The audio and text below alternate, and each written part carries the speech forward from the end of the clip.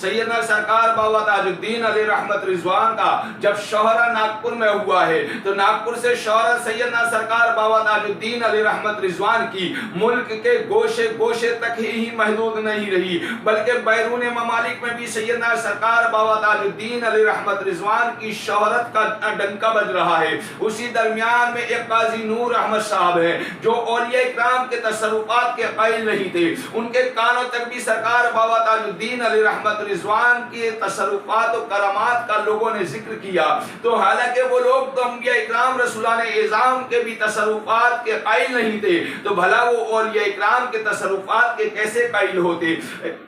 لیکن انہوں نے بابا جان کی شہرت ہے ایسے لوگوں سے سن رکھی تھی کہ اس کا وہ انکار نہیں کر سکتے۔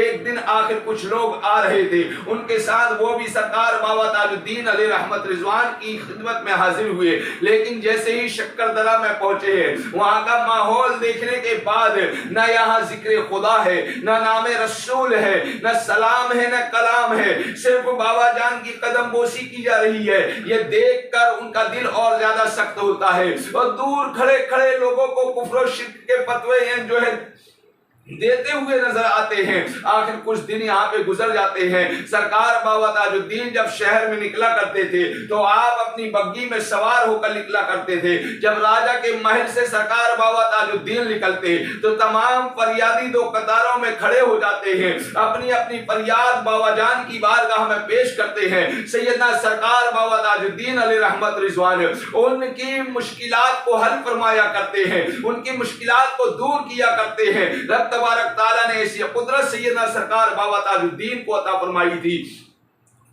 تو سرکار بابا تاج الدین اپنے معمول کے مطابق جب راجہ کے محل سے نکلے، دونوں طرف لوگ قطار میں کھڑے ہوئے ہیں۔ سرکار بابا تاج الدین اپنی نگاہوں کو نیچے کیے ہوئے سیدھا آگے بڑھے جا رہے ہیں۔ سرکار بابا تاج الدین اس مقام پر آ کر رک جاتے ہیں جہاں قاضی نور احمد کھڑے ہوئے تھے، اور صرف سرکار بابا تاج الدین نے ایک نگاہ قاضی نور کے اوپر ڈالی ہے، صرف ایک نگاہ قاضی نور کے اوپر ڈالی ہے۔ قاضی نور کی پوری حالت بدلتی ہوئی نظر آ رہی ہے، دنیا نگاہوں سے غائب ہو چکی ہے، حواس اڑ چکے ہیں، عقل رخصت ہو چکی ہے، عشق بیدار ہو چکا ہے۔ جس دل میں نفرتوں کا بازار تھا اس دل کو نور مصطفیٰ سے سرکار تاج الاولیاء نے جگمگا دیا ہے، ان پر جذب کی کیفیت طاری ہو جاتی ہے۔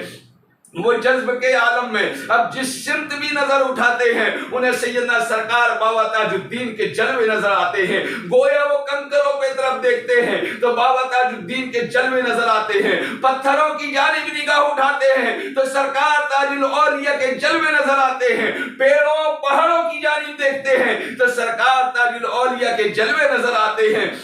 اب وہ اسی عالم کیف میں اور عالم عشق و مستی کے اندر وہ اپنی زندگی جو ہے شکردرہ میں گزار رہے ہیں، اب عالم جذب کے اندر بھی نمازیں ادا کر رہے ہیں۔ ایک دن سیدنا سرکار عبدالکریم تاجی یوسف تاجی علیہ رحمت رضوان کے ساتھ پھر بارگاہ تاج الاولیاء میں حاضر ہوئے۔ سرکار بابا تاج الدین علیہ رحمت رضوان نے دیکھا، دیکھ کر مسکرانے لگے، ارشاد فرماتے ہیں نماز صحیح پڑھنا، گڑبڑ نہ کرنا ورنہ تاج الدین ہڈی توڑ دے گا۔ اللہ اللہ، سرکار بابا تاج الدین علیہ رحمت رضوان کا جو ہے قاضی نور احمد کے دل میں کیا گزر رہا ہے، سرکار بابا تاج الدین کی وہاں بھی نگاہیں ہیں۔ قاضی نور احمد نمازیں کیسے پڑھ رہے ہیں، سرکار بابا تاج الدین یہ بھی دیکھ رہے ہیں۔ اس لیے تو کسی مستانے نے کہا ہے دلوں کی بات نگاہوں کے درمیان آ پہنچی،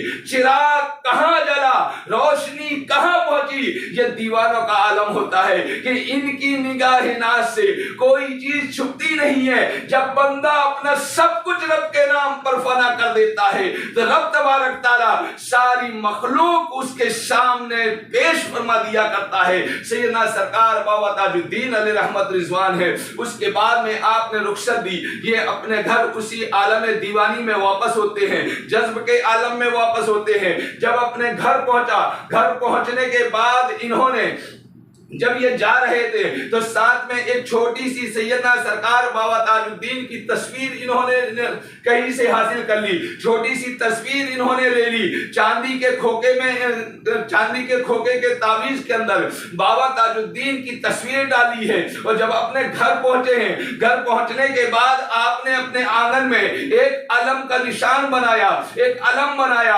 اور اس کے نشان پر لکھا لا الہ الا اللہ محمد رسول اللہ تاج الدین نور اللہ, اور تصویر والا تعویذ اپنے بازو میں باندھ لیا.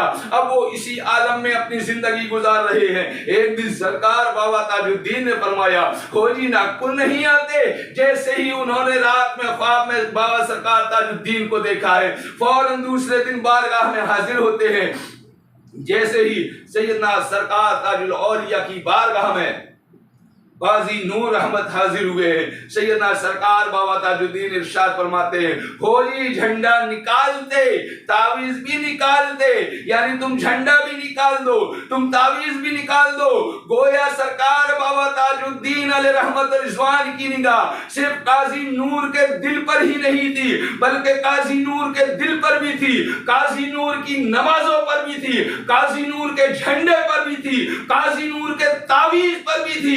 گویا سرکار تاج الاولیاء کی نگاہ اپنے دیوانوں پر یہاں سے لے کر وہاں تک جہاں بھی بابا تاج کا دیوانہ رہتا ہے سرکار بابا تاج کی نگاہوں میں رہتا ہے. تو سیدنا سرکار بابا تاج الدین نے فرمایا جھنڈا بھی نکال دو اور تعویذ بھی نکال دو.